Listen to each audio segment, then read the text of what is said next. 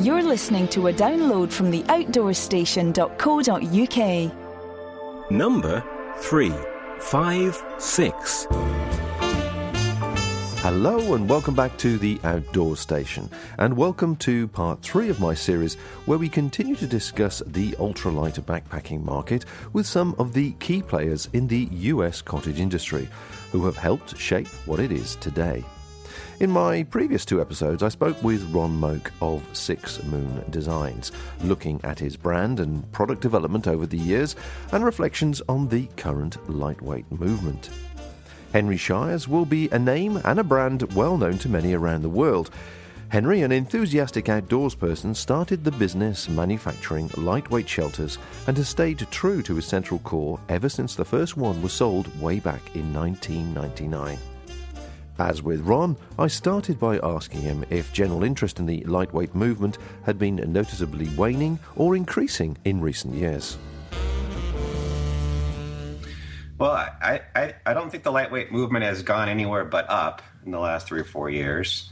And you can kind of see that by what's happening with some of the, what I would call the big box manufacturers. I think there's more and more push toward bringing down the overall weight of tents anyway, for a lot of manufacturers who are not traditionally known for lightweight gear. And so I think they've seen the writing on the wall, or at least the trends, and they've tried to produce toward that. And I think what's happened in the last 3 or 4 years is, there's been more and more interest in some of the higher tech, if you want to call it, or very lightweight materials that are also at the same time very expensive.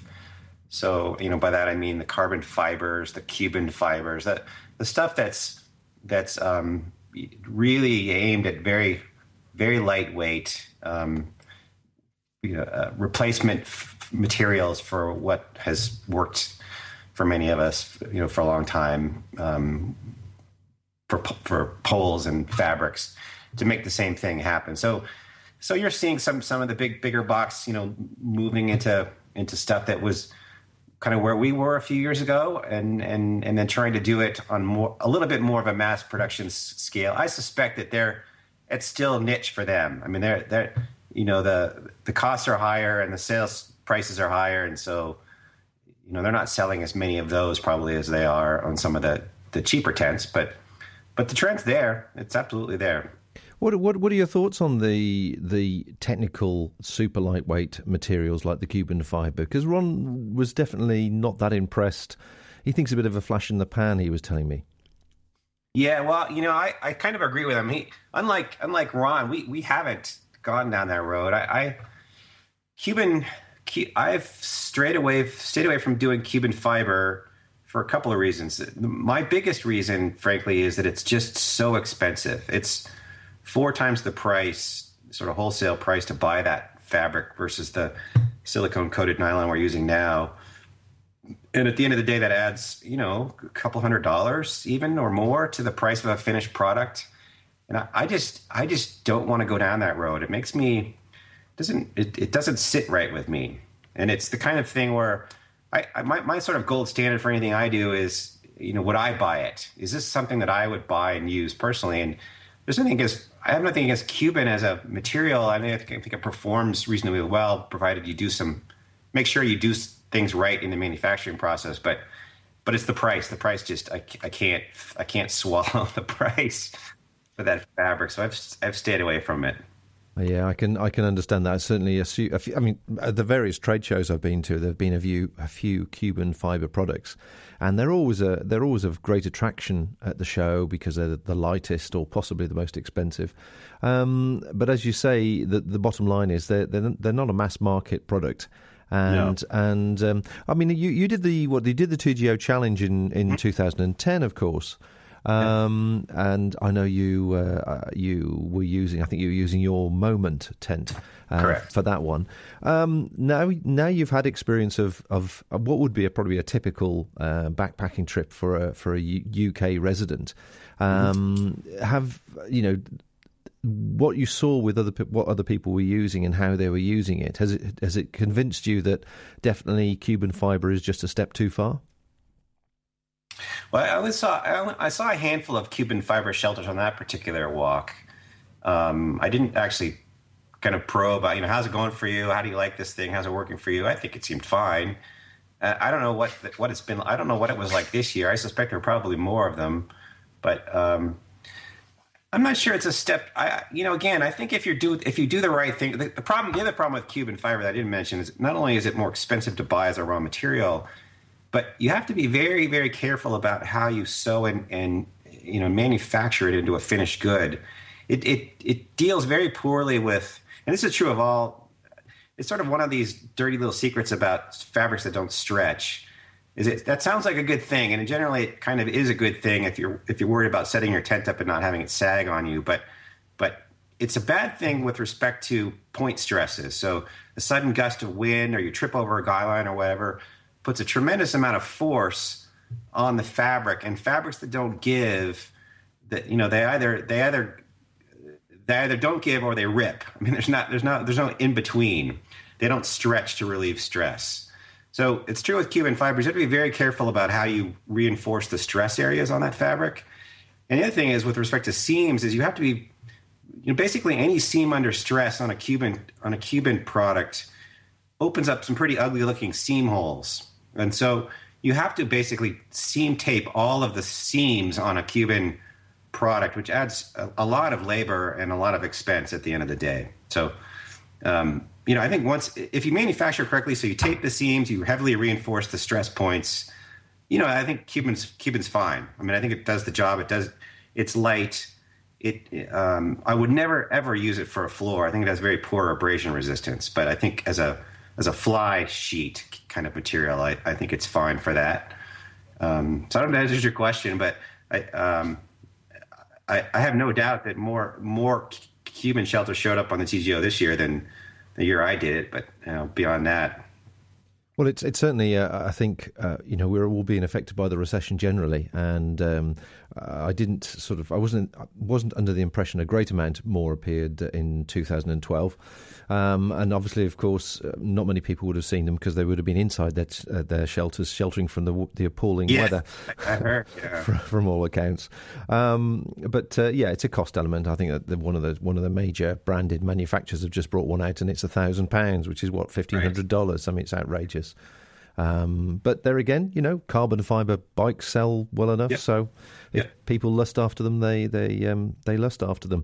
And carbon, carbon is also expensive, but carbon, because it's just less material than yards or meters worth of fabric, you can certainly make judicious use of carbon in tents with some more expense, but not radically more expense. And carbon, I think, performs well, again, provided you use it the right way. It is significantly lighter. It's quite strong. You have to be careful about how you stress carbon, but beyond that, I think that's a very viable material for tent products now. Well, certainly, I think a lot of people aren't aware that certain carbon poles are actually alloy poles wrapped in carbon, which is giving you the benefit of two different types of materials there. And but it's certainly the smaller, narrower tubes generally are pure carbon, and the biggest concern I think is when it freezes, it gets very, very brittle. Mm-hmm. Yeah. But that's by the way. So what were your thoughts then on the TGO and the actual trip itself, and mixing with us messy UK backpackers? Yeah, I loved it. I thought it was a great experience for me. And I'll tell you, the sweetest thing was the final dinner. And forgive me because I've forgotten the town name now. But Montrose. Montrose, thank you. The dinner at the end was just so sweet. It was such a camaraderie. It was such a family event at the end, and everybody, stood up and everybody was introduced, and that was I don't. There isn't quite the same thing here on our trails. You don't see that. I mean, you certainly see group trips, and they might have a group dinner at the end. But this sort of come together of people who've never met before, and then have a big family dinner for them at the end was a really sweet thing. I love that. That was great. Excellent. You have your kickoff parties, which is of course at the other end. But even that, it's a lot of people kind of milling around. There's no kind of let's get up and let's just introduce all of ourselves to all of ourselves. That just doesn't happen at those those events. All right.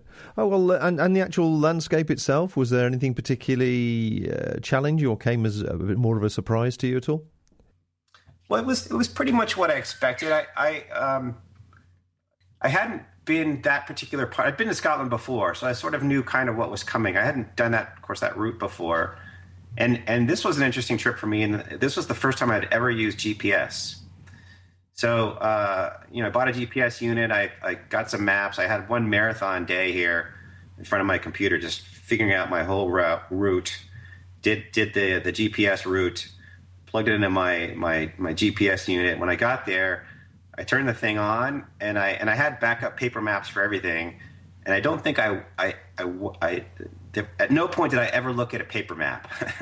I followed my GPS screen the whole way, which was good and it was bad. It was great because I always knew where I was. When it was foggy or rainy and I couldn't see anything, I followed the GPS. I was very confident in it. But on the other hand, I think it was a very different experience when you're following a GPS. You've sort of shut off that part of your brain that's really aware of its surroundings and kind of where am I now and where's that land point off in the distance. And, that sort of part of the experience sort of went away for me on this trip. It was different that way. Yeah, I think you possibly missed out some of the social aspects as well, because I had a few people mention to me they met you, but you came at them at right angles to the path they were on, and you routinely were sticking to your GPS, and they were saying, no, the path's this way, it goes around the other side. No, I've got to follow my GPS, and that was it. You were gone. All everybody saw was you going over the top of a hill. That's true. But anyway, I love the experience. I really enjoyed the people. I will say it was a very different crowd than I'm used to. I'm used to a lot of, the lean, fast hiking crowd is sort of what I'm more used to. And there seemed to be a lot of retirees. A lot of people who are just getting out for the joy of just walking a route at whatever pace they wanted to walk it. It's a very different experience than the thru hiking crowd out here was out to make every possible mile they can using every available moment of light and dark that they can. It's a very different thing. Yeah, I think it's a very unique event. You have to take into account that for a lot of people, it is their big 2-week holiday of the year. Yeah. And as you say, the retirees, that sort of age range, it appeals to them most of all. And they have made lifelong friends through this particular event, and they only ever see them once a year when they bump into them on any top of a particular Munro or wherever they agree to. And I notice, in fact, somebody's put an advert up for a cheese and wine party, and with the grid reference. So people are invited at certain times to cheese and wine parties halfway across. I mean, it gets ludicrous and extremely fun at the same time, Yeah, it was a great event. Someday I'm going to come back and do it again. Yeah. I'm sure we'd love to see you. So, the sort of the lightweight. As you say, you're through hikers. You've definitely painted a picture there of the lightweight, or the top end or the extreme end of the lightweight fraternity, should we say, that are doing long distances and want to do them under with less weight and under great speed and so on. But is there more, more people, so we say, perhaps people with, back problems or knee problems or whatever that are coming back to hiking? Are they starting to take on board the development of the last sort of 5 or 10 years? Well, I hear that. I hear customers or inquiries, people calling and emailing, asking those sorts of questions. Hey, I'm getting older. My knees don't work very well. I have a back problem. Whatever. I need some lighter gear. I definitely hear that as a trend. Particularly, I think the trekking pole thing. I don't know how prevalent that is as a trend in Europe, particularly the UK. But trekking poles have just exploded here in the last few years, and I think perhaps over-exploded.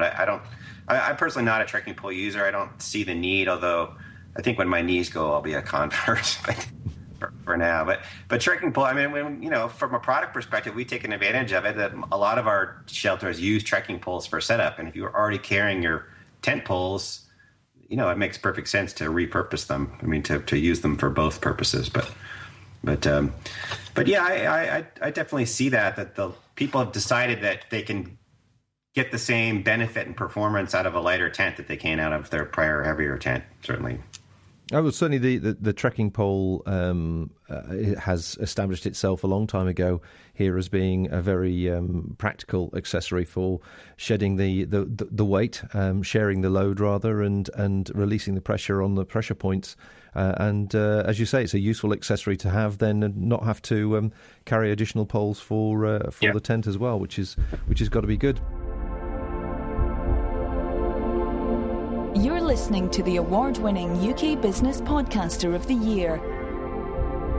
The home of UK-based audio and video podcasts for lovers of the great outdoors everywhere. Podcasts are based solely around self-powered travel. This is the Outdoor Station. Now, Ron did say that you guys tend to get together once a year and get together and go for a camping trip and share your new exciting toys. And that sounded very exciting. There was, I think you mentioned yourself and Glen and Peski and who else? I'm sure you mentioned somebody else as well. The four of you get together and go for a hike? We do, yeah. We try every year and do something. And the mixture, the makeup changes every year. Glen couldn't make it this year, but we've had some other trips, and we don't talk. It's not that we sort of share trade secrets, but we do generally have a chat sometime during the trip about materials. Going in together on materials purchases, or sharing sewing sources, or we always have a bit of a laugh about certain customers who tend to shop all of us, and some are better than others as customers, but it's fun. I'll tell you, all of us got into this because we were hikers or outdoor enthusiasts first before we became gear makers. So it's a chance to, and there isn't a lot of glamour in what we do. Honestly, most of the day, a lot of it is just typical business stuff, dealing with customers, dealing with manufacturing. I think all of us get out less than we would like because we're busy running the businesses. Well, I can understand that. The irony of starting an outdoor business is you spend all the time indoors, which is which doesn't work. But no, it was just the this image that suddenly appeared in my mind of you guys sitting around getting very, very excited, like us all outdoors people do, going, I've got this. Where did you get that from? Well, that's a good idea, and that isn't a good idea, Yeah, no, we all bring something, and we all kind of set it up, and then we kind of wait for someone else to comment. Mine's shinier than yours. Mine's lighter than yours. I could just imagine it'd be hours of endless fun. So what sort of things, how are things developing, do you reckon? We've talked about the sort of materials, the Cuben fibres of this world, but is there something else on the horizon, do you think, that's going to be of interest to the outdoor industry, and particularly with the lightweight industries as such, as being something worth exploring, a new material or an aspect of lifestyle? Well, I think we're all hoping for newer, shinier, lighter, cheaper materials. If there were a cheaper alternative to Cuben that performed, well, in some ways better. The seamstress things bother me on Cuben, but I'm not married to the fabrics I use. I would love to find a lighter, cheaper, at least a lighter and same price kind of alternative, and it's coming. Look at the history of the world, right? It's all coming. It's just, I don't think any of us know exactly when. But yeah, I think we all keep our eyes open for new materials. I'll tell you what, my dream fabric. I have this vision. I have a dream fabric that would be as lighter than what we're using now, as cheaper than what we're using now. And it would have an integrated grid of electrical fibers that would be hooked up to some sort of infinitely renewable power source, cheap, light, free power source. It would keep the fabric warm all night. That you would eliminate condensation. Oh, okay. But the word you used several times there was cheap, which, that's nirvana, isn't it? Yeah. I mean, you're looking at your range just before we were speaking here, and it's really reassuring to see that you haven't really changed anything for the last 5 or 6 years, really. I mean, you've obviously tweaked things and perfected a few products, but your base products are still the same as they were when you first started.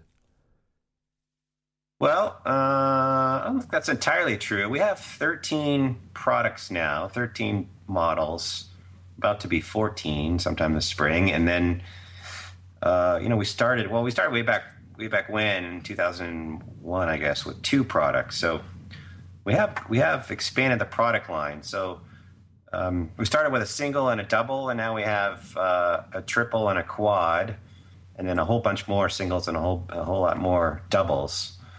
But yeah, all we do is tents. I haven't expanded into packs or anything else. Why not? Why haven't you been tempted to do that? For me, I have to have a passion in whatever it is that I'm doing.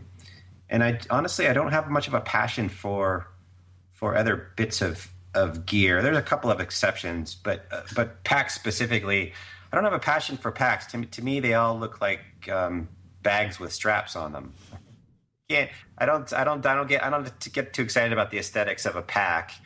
I get very excited about the aesthetics of a tent, and so that kind of drives me. But packs, and so many people make packs, and there's nothing I can think of that I would bring to the party that would make the world better for packs. So that's why I don't do packs. And I mean, your manufacturing's all in Seattle as well. Yeah. Have you not been tempted to, broaden the product volume and move to larger manufacturing over in Asia, as everybody else has done? Yeah. So a while ago I made a conscious decision to manufacture here in the U.S. for as long as I possibly could. So I'm sort of sticking with that original goal. It does limit our market, or it limits our ability to distribute, I'll say, because we manufacture here in the U.S. with almost exclusively U.S. materials. There's a few things we can't get here, zipper sliders and things, but everything else we can get here, and it's made here. So our costs are high, our labor costs are high, our materials costs are high. But at the end of the day, we get a U.S. manufactured product, which I feel good about. And I think there's certainly a measurable component of our customer base that buys from us because we make stuff here. It's not an Asian-made product. But it definitely limits us. We can't afford to play the retail game. So I couldn't sell to REI, for example. It just doesn't work. I'd be sending them tents and writing them checks at the same time. Yeah. So you're balancing then continually, I presume, then that large enough to supply the market, and also big enough to be a practical business for the people you've got involved. But if you go too large, then you have to invest far too much money in all the different aspects before you even have It's a very different business. The retail world is a very different business. That's all about quantity, and I'm not interested in selling as many tents as I possibly can.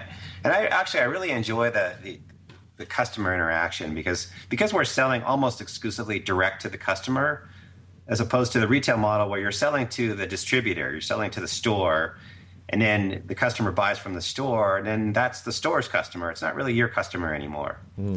So I actually prefer this model where we have direct customers. I have direct conversations and direct relationships with most everybody who's using our products. And I think at the end of the day, we get better feedback because of that. We get a lot more people, we hear from saying, hey, I like this part or a bit about the tent, or I didn't like this bit about the tent. Can you change it? And so I think at the end of the day, it helps us with our product development. Yeah, I think it's certainly a very warming feeling from both sides of the relationship, that you actually have a relationship and dialogue with the end user. I mean, we find the same thing ourselves with the items we manufacture. And as you say, the end user, the consumer is thinking, oh, that's a good idea. And they don't feel shy about suggesting it to you as a modification. And many a thing has been incorporated to some of our products that way. Yeah.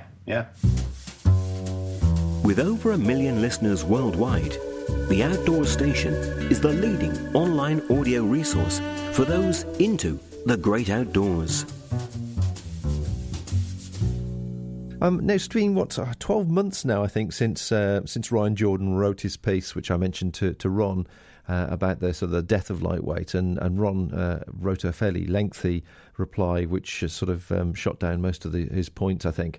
But it's been 12 months where it's a subject's been kicked around the internet generally. You've told me from your point of view where you stand and your thoughts from your business point of view. But how is the landscape looking across the arena, across the general lightweight user, whether they're a hiker or a cyclist? Is it still for everybody fairly buoyant about it, or do some of them tend to fall into that camp thinking it's all over and they're on to the next thing?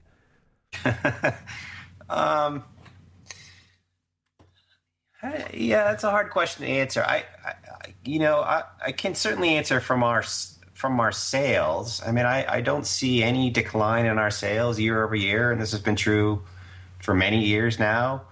There doesn't seem to be any lack of interest among our customer base for lightweight products. I do. There was an interesting thread, actually, not on BPL, but on another.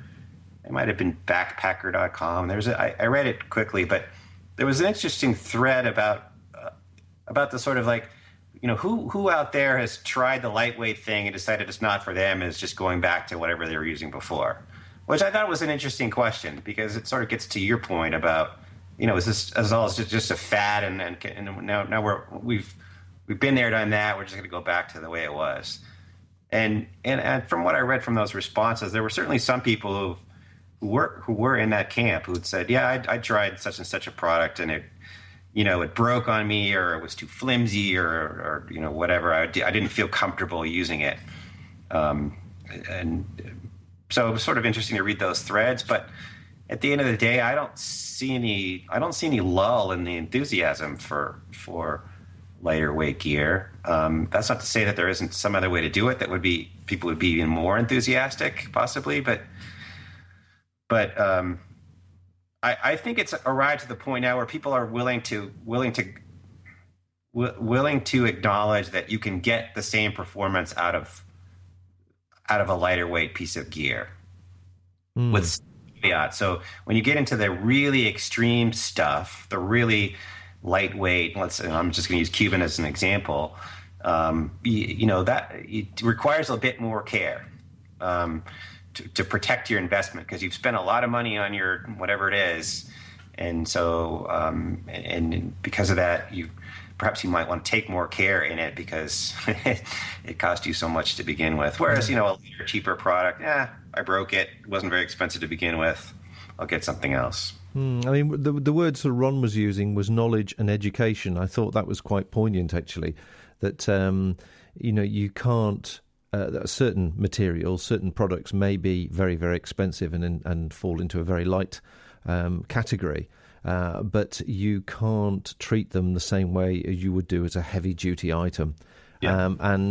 And that knowledge and experience takes a while to gather, as well as put yourself in a situation where, that particular item or article of clothing or whatever it may not be suitable for the type of activity you're doing. Right. Yep. Absolutely. I concur. We've talked fairly extensively about, obviously, the US sales and US interest and so on. Have you noticed any development at all from the UK in regards to sales and interest, and also particularly from certain areas in mainland Europe at all? Because we're finding there's a lot more knowledge seems to be spreading into Northern Europe and sort of France and Italy. Yeah. So, well, I'd have to actually look at our sales data. My general sense year over year is that sales go up in Europe as they do here every year. I think probably our biggest European market is Germany, and then after that it's probably the UK, and then and we seem to be getting more. It's interesting. We've been getting more and more interest in the last couple years from Russia, which kind of surprised me. The first Russian order we got, I was like, "Whoa, it's from Russia," but it's been happening with some frequency these days. And I don't know. I don't know what that means. Maybe it seems people have just more disposable income in Russia now, or if there's a growing hiking market in Russia, or those two are somehow coming together. I don't know, but the Russian orders sort of surprised me, have continued to surprise me. France and Italy, yes. France is somewhere below the UK. Italy is not common for us. We sell a few to Italy, but it's not common. One thing, I mean, it seems to the common thread for us seems to be that an enthusiast will buy a product or what series of products or whatever else, and they obviously mention it on their particular forum that they're involved in, and then all of a sudden you get a cluster of sales from that country or that area. Yeah, that happens a lot to us now these days from Hong Kong. There seems to be some hiking activity, hiking clubs that go on in the Hong Kong area. So that we see that as well. Well, I was over in Hong Kong myself at the beginning of this year, 2012, and my goodness me, hasn't the country come on since the last time I was there, which was probably about 15, 20 years ago. It really has moved forward in a big way, and yet I was sad enough to drag my wife and go around all the outdoor shops I could possibly find in Hong Kong and over into China, and it was interesting to see the brands and items that were for sale. Some of the interesting that the brands that seemed to have the most penetration were German brands. Mm-hmm. And I thought that was quite interesting. It's definitely more the alpinist type equipment, and then you had the sort of the stoves of again serious brand names on the stoves. So there's obviously an interest in quality products that these stores were selling. But the other end of the marketplace, though, they didn't have any own brands which actually were of better than basic quality, which may be the answer to the question, really, to your point. Mm-hmm. Yeah.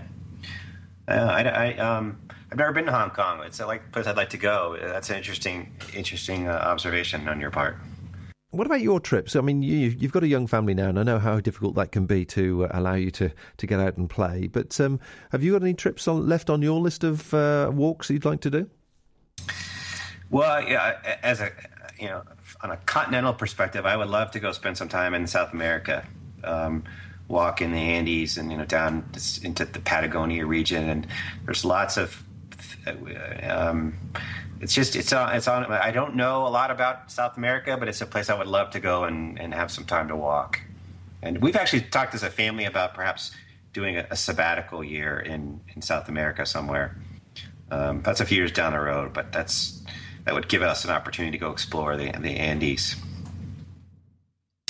Closer to home, I mean, I get out and do a fair amount of day walking around where we live. We live sort of generally in the Lake Tahoe region of California Sierra. So the northern Sierra is all pretty accessible for me, sort of within an hour and a half drive to a lot of places. And so that's sort of, I can get away for day hikes. Longer trips are difficult with the business and the family, but I've seen a lot of the Sierra in my past life. Just, there's nothing quite like the Sierra that I've ever seen anywhere else. It's a special place, and if there's some places that I've seen in the Sierra that it never gets old to go back to them. Sounds lovely. Well, I must make a point of coming over there at some stage and visiting. I'd definitely like to see that myself. In fact, I noticed on your product videos, I was just looking at them amazed, and I've never seen so much dry ground, particularly at the moment. It's just absolutely sodden here. And so did you take all your tents up to, your shelters up to a particular place to pitch for those videos? So those setup videos are actually taken in a little clearing in the forest, about a few hundred meters really from our shop, from our house. They're very close by. Well, let's finish off with a bit of fun then. You obviously get out when you can, and you have your get-togethers with the rest of the guys there, where you, I presume, sit and brag like the rest of us do, and about your new toys and things. But more than fascinated to know, you have your own products on naturally, but what have you actually paid for? What's in your rucksack that you've paid for? What is your rucksack? What have I paid for? So, well, I can tell you my pack. My pack is a ULA pack. I believe it's the Catalyst model. I did pay for that, although I didn't have to, but I paid for it. I like that pack a lot. What have I paid for?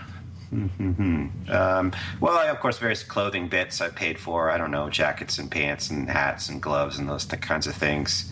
My sleeping bag actually is I made that for myself. It's a down quilt, and that's probably my favorite piece of gear. That works for anything other than serious winter. Maybe just because I put so much labor into that quilt. That's my favorite piece of gear. Did you use that on the TGO as a matter of interest? I did, yeah.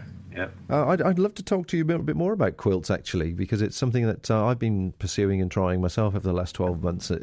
And it's, again, the weather's been against me. But I find that when I use the quilts, they're actually considerably warmer than you'd anticipate them being. Yeah, so I found that there's no reason you have to be cold in a quilt, but I do find that it takes a certain technique. You have to know how to roll up in them when the weather's cold. I mean, because the beauty of the quilt, of course, is it drapes over you, and so you don't get so hot. I was often way too hot in a traditional zip up the side or zip down up the bottom sleeping bag, and so I would always unzip it anyway and just lay it over me as a quilt. So, given that I always did that, I was like, what's the point of having the zipper if I'm not going to use it? So that sort of got me started on the quilt thing. But on the flip side, when it is cold, you want to be wrapped up in your quilt. So that it took me a little while to figure out how to do that, because the quilt's not huge to begin with. I probably, retrospect, could have made it just a little bit wider, but yeah, I've learned how to use it. I've been I survived nights that were quite chilly in that quilt. And what's sort of the construction? I presume it's a down construction. Have you got a foot box in it, and is there some sort of box baffled? Straps underneath to wrap it to the? I put in one strap to sort of hold the edges to the pad or underneath the pad, to sort of cinch it up against the pad. Sure. Is that a dog you've got in the background there? Yeah. And do you? What's the sleeping pad you use there? So yeah. I have a number of pads. The one I'm currently using is a inflatable from POE, Pacific Outdoor something or other. Yeah, Enterprises, whatever it is. Is that the Peak Elite? I don't know. I bought it for the TGO, so right. I'm not sure it's manufactured anymore. It does have some thermo. It's a thermo thing like that. It does have some thermal insulation in it, and that's performed well for me. I've been pretty happy with that pad, and I just, again, for me, it was like, well, I could do that, or I could get the hyper expensive Thermarest, whatever their lightweight inflatable pad is. But at the end of the day, this one was about a third the cost, and it's performed just fine for me, so I'm happy with it. When you referring to your clothes and the insulation in your clothes, are you a down or a Primaloft person from that point of view? So I actually don't carry either.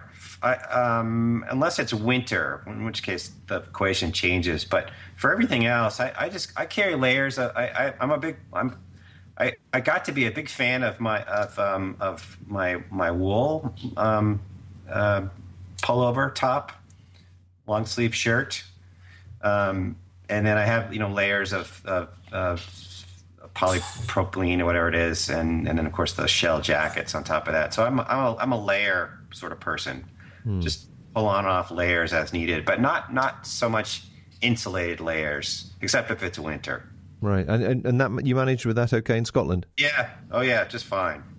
I tend to be warm. When I'm walking, I get quite warm, and I have to take off layers just to not overheat and get too sweaty. Yeah. Well, see, that's because you're moving so fast. That's what it comes down to.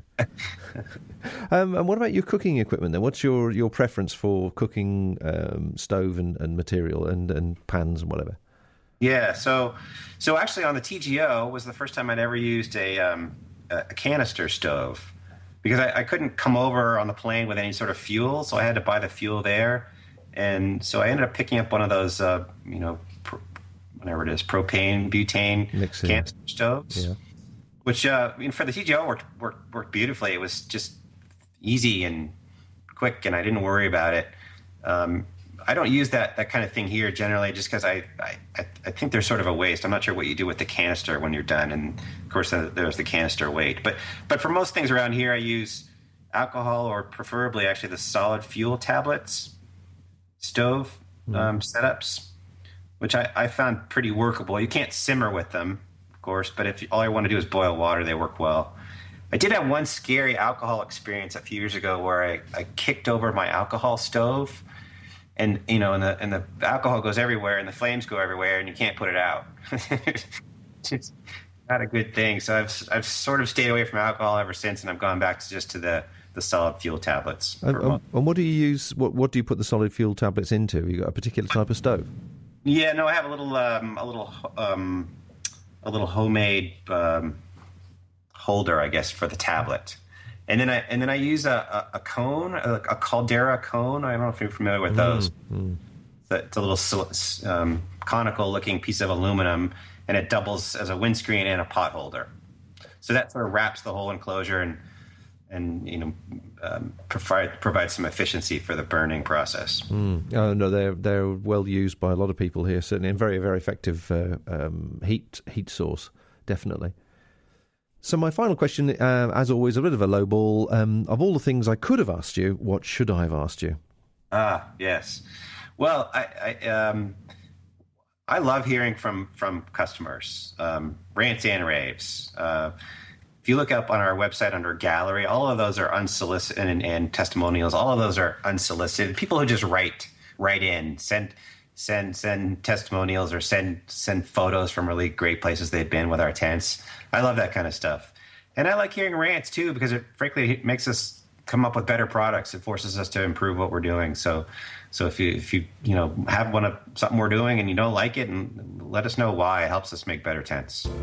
Brilliant. Well, thanks very much indeed for your time. It's been wonderful talking to you again, Henry, and I wish you all the very best for 2013 and beyond. You too. Thanks very much.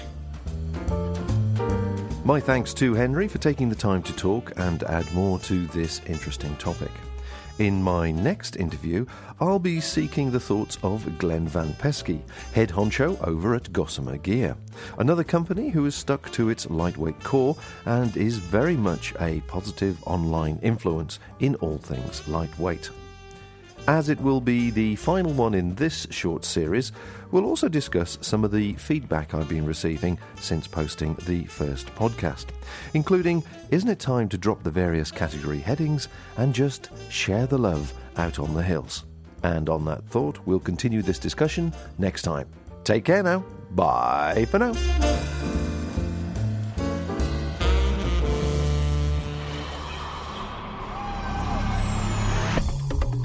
Thank you for listening to this podcast. To hear more from our extensive free library, please visit the website at theoutdoorstation.co.uk. You can now follow The Outdoor Station on Facebook, where we chat about each program we produce, answer questions, and discuss future productions. Why not join us there? This podcast is produced and hosted by theoutdoorstation.co.uk.